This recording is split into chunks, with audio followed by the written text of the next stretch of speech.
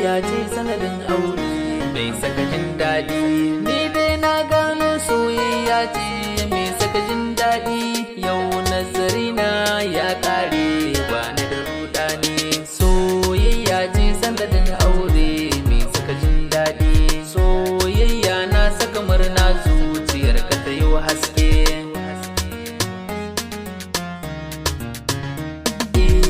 Kaɗai na nuna na zaɓa ki mana alfarma, sanki ya shige ni a zuciya sana kasa zama.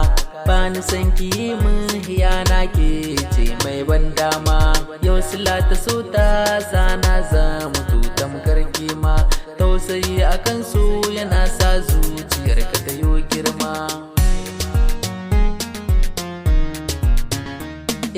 Rayuwa na duba a duniya mai so baya fishe. Wasu na ta murna silar so, wasu na can na ta fishe. Rayuwar ki murna a tunani na ko dai baki fishe. Ga kina da da'a da kin taso sai na jiyo kamshe. Soyayya ta wuce mizani ta zarce sani. Ni da ke kaɗai zan yi aure in baki na banfa. Zo mu je mu zauna farar alkefa ai sai ta fa.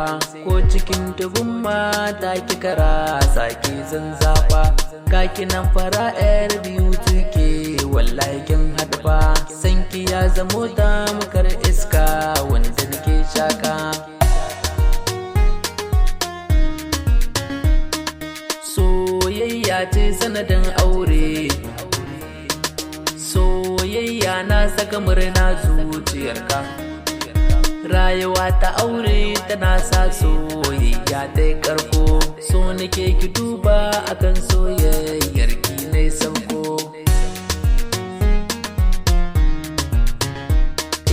Ga kinan amarya ne ango soyayyar ta yi karko. Bani ba fita unguwanni musamman a daren farko. Ni kike bukata ki faɗa min ko me zan ɗauko. So yana buƙatar kulawar tausayi a sahun farko. In muka hakan ba mu kwalla zuciyar mu ta yo karko. Sanki yayi gurbi a raina ko ɗaya ai baki fita. Dole ne na yi miki baiti ke ɗaya a cikin mata. Soyayya ba ta ganin girma sai ta saka bauta. Ayyabanki shine na ɗauka ko a taro zan furta. Allah sarki mai suna kun ga autar 'yan mata.